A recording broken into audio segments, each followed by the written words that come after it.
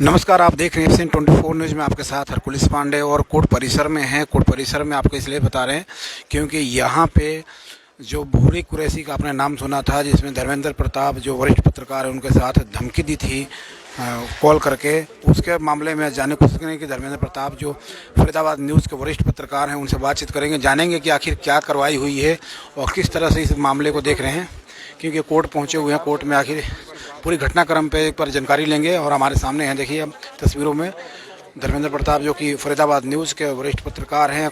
बीते कुछ दिनों में कोई खबर के दौरान इनके साथ किसी ने कॉल कर धमकी दी थी और जान से मारने की धमकी दी थी, जिसको आज जो आरोपी है भूरी कुरैशी उसने यहाँ पे सरेंडर किया। तो उसके बाद कोर्ट में पेशी हुई, क्या कुछ निर्णय कोर्ट का आया और क्या किस तरह से हुआ वो जानने की कोशिश करेंगे। हाँ, शुरुआत करते हैं। सारे लोग आ जाइए, एक साथ में सबको बताऊंगा। सारे लोग एक साथ कर दीजिए, मैं बताता हूँ। हाँ, सारे लोग आ जाइए, एक साथ आ जाइए। आप भी आ जाइए सर, आप भी आ जाइए। 1 मिनट, इनका भी आ जाने दो। हाँ, 1 मिनट आप कर लीजिए भाई, किशोर भाई सर लाइव कर लीजिए। इधर साइड से आ जाओ जरा। अभी आपको बताते हैं, जो भूरा कुरैशी है, जो बदमाश है डबुआ का, उसने जो मुझे धमकी दी थी, उस मैटर में जो है आज उसने सरेंडर किया था। आप भी आ जाइए, उसके बाद बताना शुरू करते हैं। हाँ, तो आप सबका धन्यवाद जो आप यहाँ पर आए हैं और आप लोग मेरी आवाज़ बने हैं, इसके लिए बहुत बहुत धन्यवाद। अब मैं बताना शुरू करता हूँ। देखिए, भूरा कुरैशी जो बदमाश है डबुआ का, चोरी डकैती स्नैचिंग और 307 के मुकदमे दर्ज हैं, फिरौती वगैरह करता है। उसने मेरी आवाज़ दबाने के लिए मुझे जान से मारने की धमकी दी थी कि गोली मारेंगे, तुझे चीरेंगे, फाड़ेंगे, ऐसा व्हाट्सएप पर कहा था। लेकिन व्हाट्सएप की कॉल रिकॉर्ड नहीं होती, आप लोग जानते हैं। लेकिन ड्यूरेशन आ जाता है कि इतने मिनट इतने सेकंड की बातचीत हुई थी। इससे पहले ये मेरे फेसबुक पेज पर फरीदाबाद न्यूज़ पर आपत्तिजनक पर्सनल अटैक करता है और अनाप शनाप बातें लिखता है, जिस पर मैंने इसके भाई पप्पू कुरैशी जो जजपा नेता है उसको वार्न किया था, भाई अपने भाई को समझा ले, ये अनाप शनाप कमेंट करता है। तो उसने अपने भाई को कुछ दिन समझाया था, यानी भूरा कुरैशी को कुछ दिन समझाया था और उसने जो है कमेंट करने बंद किए थे। लेकिन 2-3 दिन पहले इसने फिर से पर्सनल अटैक किया और उसके बाद अचानक से फ़ोन करके मुझे धमकी दी कि तू बिट्टू बजरंगी की न्यूज़ क्यों चलाता है, चलाना बंद कर दे, जहाँ मिलेगा वहीं चीरूंगा, वहीं फाड़ूंगा। और गालियाँ दी, परिवार को गालियाँ दी। उसके बाद बोला तुझे गोली मारूंगा। तो इसके पास इलीगल वेपन है। हालांकि 506 का मुकदमा था, बेलेबल ऑफेंस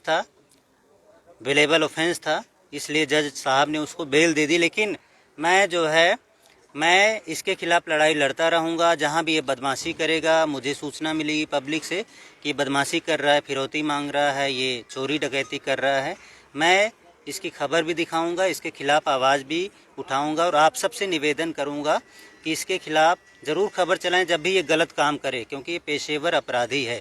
पप्पू कुरैशी का भाई है। पप्पू कुरैशी जो है राजनीति में है और पप्पू कुरैशी का पूरा संरक्षण है, इसको बिल्कुल मिले हुए हैं, इनका पूरा नेटवर्क है, आगे इनका पर्दाफाश होने वाला है। अगर पप्पू कुरैशी अपने भाई को समझा लेता तो अच्छी बात है, नहीं तो पुलिस समझाएगी। पुलिस की भी इस पर नज़र है, क्राइम ब्रांच की भी इस पर नज़र है। अगर ये कुछ भी गलत करेगा तो आगे जो है इस पर क्राइम ब्रांच की और पुलिस की नज़र रहेगी। अब पुलिस से मेरा अनुरोध है कि ऐसे बदमाशों को कंट्रोल में रखें, ऐसे अपराधियों को कंट्रोल में रखें, तभी क्राइम कंट्रोल में आएगा। आज इसको बेल मिली है, लेकिन ये जो है ये ना समझे कि इसकी जीत हुई है। इस पर नज़र रहेगी, हमारी भी, पुलिस की भी, प्रशासन की भी नज़र रहेगी। पूछिए धर्मेंद्र जी, पुलिस की क्या भूमिका रही? पुलिस ने, देखिए, पुलिस रिमांड चाहती थी 2 दिन का, लेकिन जज साहब ने उचित नहीं समझा, इसलिए उसको बेल दे दी, क्योंकि उसके वकील ने बेल लगाई थी और उसके वकील ने कहा कि 506 बेलेबल ऑफेंस है, इसमें बेल दी जाए। तो जज साहब ने उसकी बात मानी है। और हमारे वकील साहब 1 मिनट, हमारे वकील साहब 2 दिन का रिमांड मांग रहे थे। तो आप हमारे वकील साहब हैं, धनखड़ जी हैं, विश्वेंद्र अत्री जी हैं, हितेश पराशर जी भी हमारे वकील हैं और खटाना साहब भी हमारे वकील हैं, शायद यहाँ पर हैं। हाँ, इनसे जानकारी ले सकते हैं। पुलिस ने जो पुलिस ने तो 6 मुकदमों, विश्वेंद्र अत्री एडवोकेट, मैं कहूँगा एक एक करके लें क्या वकील साहब से। पुलिस ने रिमांड 2 दिन का रिमांड मांगा और रिमांड के दौरान पुलिस ने 6 मुकदमे जो मुकदमे थे इसके खिलाफ उनका डाटा दिया। इसके खिलाफ मुजस्सर थाने के अंदर मुकदमा दर्ज है, इनके खिलाफ सूरजकुंड थाने में मुकदमा दर्ज है, इनके खिलाफ धौस थाने के अंदर मुकदमा दर्ज है, इनके खिलाफ डुआ थाने के अंदर मुकदमा दर्ज है, इनके खिलाफ डुआ में 3 डुआ में मुकदमा दर्ज है, जिनके FIR नंबर है 653 52 211 है, जिनके अंदर 506 से लेकर 307 आर्म्स एक्ट और लूट तक के मुकदमे इनके खिलाफ दर्ज हैं। 2 दिन का पुलिस ने रिमांड मांगा था, वो हथियार रिकवर करने के लिए जिनके हथियार से इनको जान से मारने की धमकी दी थी। जज साहब ने वो रिमांड डिक्लाइन कर दिया, इनकी बेल अलाउ कर दी। अभी ट्रायल पेंडिंग रहेगा। सर इतने सारे थानों में मुकदमा दर्ज है, इतने सारे केस दर्ज हैं, उसके बावजूद भी रिमांड नहीं मिला। जो इस केस में टेक्निकलिटी थी उनके हिसाब से 2 दिन का रिमांड जो था जज साहब के हिसाब से नहीं बनता था। जो वेपन की रिकवरी होनी थी वो वेपन की रिकवरी डिक्लाइन कर दी और इसको रिमांड बेल अलाउड हो गई है।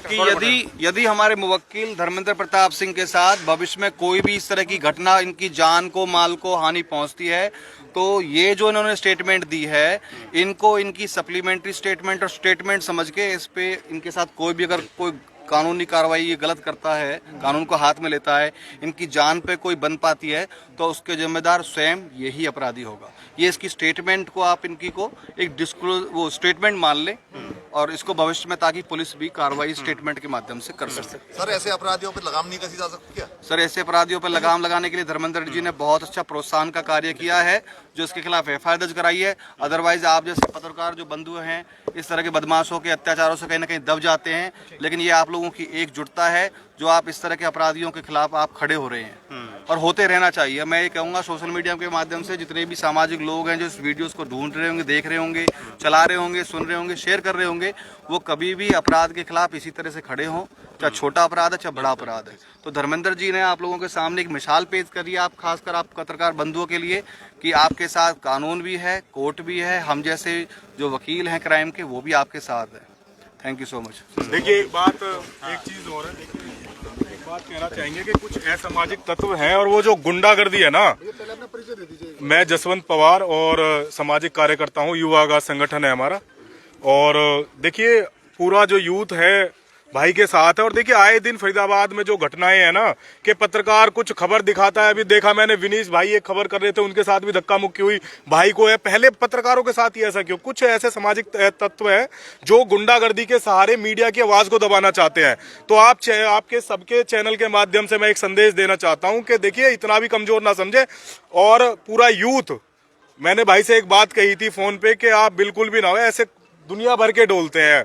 और देखिए आप लोग लोकतंत्र को बचाने का कार्य कर रहे हो, आप लोग जो खबर दिखा रहे हो ना उससे कहीं ना कहीं जो गरीब दबे कुचले जो लोग हैं जिनकी आवाज प्रशासन नहीं सुनता है, नेता नहीं सुनते हैं, उनकी आवाज आप लोग बन रहे हो। और मैं साधुवाद देना चाहूंगा भाई को, इतना एक जो ऐसा असामाजिक तत्व है जो गुंडागर्दी के बल पर इस शहर के अंदर अपनी चलाना चाहता है, जो उसके काले कारनामे उनको दबाना चाहता है, फिरौती मांगता है, छोटे गरीब बंदों को परेशान करता है। देखिए उससे क्या होगा, आज ऐसा नहीं है बेल मिल गया तो, लेकिन अब प्रशासन की पूरी नजर है। देखिए प्रशासन का भी धन्यवाद देना चाहूंगा कि प्रशासन के डर से उसने सरेंडर कर दिया, पुलिस ने तुरंत कार्रवाई करी। तो साधुवाद देना चाहूंगा मैं CP साहब को और ACP क्राइम को भी कि भाई बहुत जल्दी कार्रवाई करी उनके डर से। और ऐसे लोगों को मेरी एक चेतावनी है कि देखिए आए दिन आप मीडिया को टारगेट ना करें, एक वक्त आएगा अभी अगर कोई भी होगा तो पूरा शहर CP साहब से मिलेगा। बहुत जल्दी मैं आपके चैनल के माध्यम से हम CP साहब को भी कंप्लेंट देंगे कि कुछ असामाजिक तत्व हैं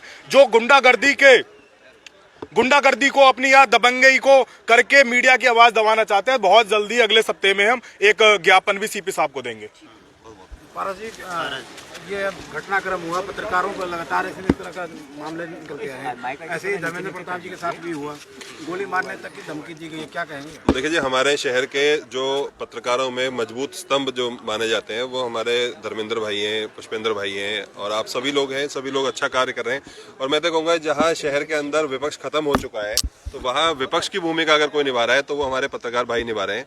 और इनके खिलाफ कुछ भी, मतलब मैं कह रहा हूँ जी, अगर एक सुई की नोक के बराबर भी अगर इनके साथ कुछ गलत होता है तो हम उनके साथ खड़े हैं, मजबूती से खड़े हैं। किसी की गुंडागर्दी इतनी बड़ी नहीं है, किसी की बदमाशी इतनी बड़ी नहीं है कि जो हमारे भाइयों के को वो बाल बराबर भी जो छू जाए। इस बात की मैं आपके माध्यम से कह रहा हूँ। बाकी सब बातें सभी और जो समाज सेवी लोग हैं उन लोगों ने कह दी है, जो उनके विचार है वही हमारे विचार है। हर तरीके से मजबूती से खड़े हैं, लठ से, मोगरे से, कानून से, जैसे कहेंगे सुबह से खड़े हैं और कोई भी आज किसी पत्रकार भाई पर बाद में आएगी, पहले वो हमसे होकर गुजरेगी। इस बात की मैं आपके चैनल के माध्यम से, सभी के माध्यम से पूरे शहर को बता देना चाहता हूँ। धन्यवाद। एक चीज़ मैं और कहना चाहूँगा, देखिए एक चीज़ मैं और कहना चाहूँगा, देखिए फरीदाबाद में मेरी किसी से भी दुश्मनी नहीं है सिवाय भूरी कुरैशी, क्योंकि वो धमकी दिया है, जान से मारने की धमकी दिया है, तो एकमात्र जो मेरा दुश्मन है भूरी कुरैशी ही है।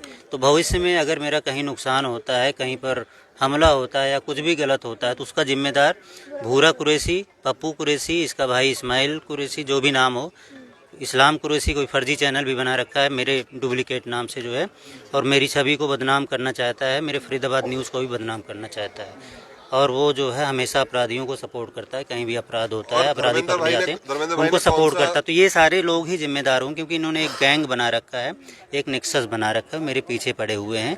और फरीदाबाद में मेरी किसी से और कोई रंजिश नहीं है, कोई दुश्मनी नहीं है। आपके पीछे पड़े हुए हैं? ये बदमाशी करता है, मैं खबर दिखाता हूँ, जेल जाता है, बार बार कई बार जेल जा चुका है। ये चाहता है मैं खुलेआम बदमाशी करूँ, हाँ खुलेआम बदमाशी करूँ, लोगों को मारूँ, पीटूँ, भाई ये लोगों से अवैध खबर ना करते हैं, अवैध वसूली करते हैं। ये वजह है, हाँ ये वजह है। तो आप लोग आए, इसलिए आप सबका धन्यवाद। मैं फरीदाबाद की जनता से भी अपील करना चाहता हूँ, एक मिनट मेरी बात सुनिए, फरीदाबाद की जनता से भी अपील करना चाहता हूँ कि भूरा कुरैशी, इससे बिल्कुल नहीं डरना है। अगर आपको परेशान करे, अगर आपको तंग करे, तो पुलिस में शिकायत दीजिए। आप सब मीडिया भाइयों को सूचित कीजिए, मीडिया भाई एक्शन लेंगे, पुलिस एक्शन लेगी। कभी भी इसको फिरौती ना दें, इससे डरे ना, चवन्नी ना दें इसको, और पुलिस पर भरोसा है कि इसकी बदमाशी जल्दी ही ख़त्म हो जाएगी। वैसे तो ये मुर्गा काटता है, हार्डवेयर चौक पर काटता था, लेकिन अब इसकी लालच बढ़ती जा रही है। ये सोच रहा है कि मैं बदमाश बनूं, फिरौती करूं, अवैध कमाई करूं और उससे अपना घर भरूं। तो ये गलत काम करना चाहता है। अगर ये ईमानदारी से काम करता तो ठीक था, लेकिन ये बदमाशी से अवैध एक्सटॉर्शन करना चाहता है, लोगों को परेशान करना चाहता है।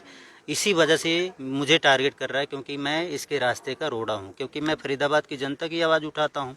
गरीब लोग हैं, मजबूर लोग हैं, परेशान होते हैं, मुझे फ़ोन करते हैं, तो मैं तो उनकी आवाज़ उठाऊँगा।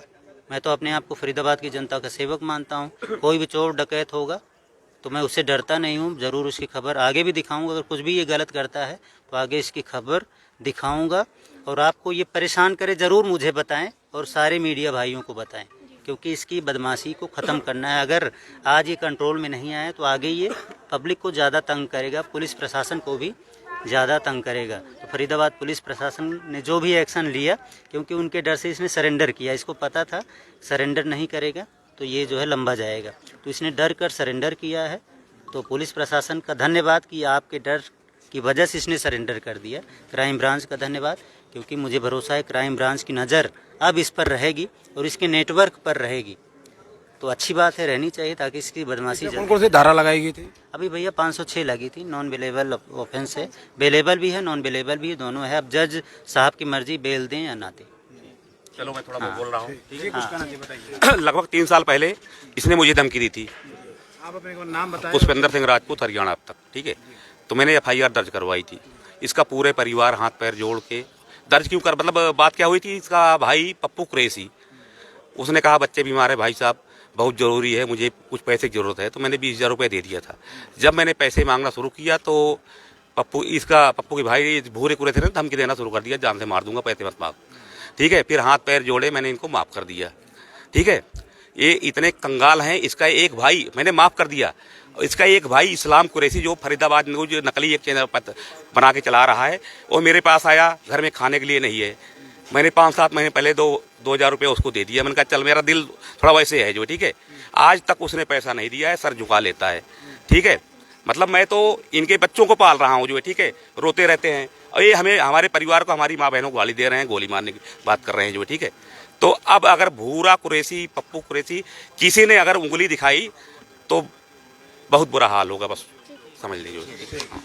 देखिए, पुलिस प्रशासन की बात करें, पुलिस प्रशासन ने अच्छा काम किया है। साफ है, जो वरिष्ठ पत्रकार हैं धर्मेंद्र प्रताप ने साफ कहा कि पुलिस की बहुत अच्छी भूमिका रही है, पुलिस ने सपोर्ट किया, और जो भी अपराधी थे, अपराधी खुद यहाँ पे आत्मसमर्पण किया, सरेंडर किया, उसे कोर्ट में पेश किया गया। उसके बाद जो धाराएं थी, धाराओं में उसे बेल मिला है। लेकिन अब सबसे बड़ा सवाल कि धर्मेंद्र प्रताप साहब कह रहे हैं कि अगर कोई भविष्य में कोई घटना होती है तो इसकी जिम्मेवारी जिस आरोपी पे उन्होंने जिसके लिए एफआईआर दर्ज कराया था उसकी जिम्मेवार खुद होगा, जिसके लेकर उन्होंने फिर से ज्ञापन दिया है और कह रहे हैं कि जब भी किसी को धमकाता है या किसी तरह कोई बात होती है तो उसके खिलाफ कोई कार्रवाई करने के लिए वो सूचना दे सकते हैं। आप देख रहे थे एफसीएन 24 न्यूज में आपके साथ हरकुलिस पांडे।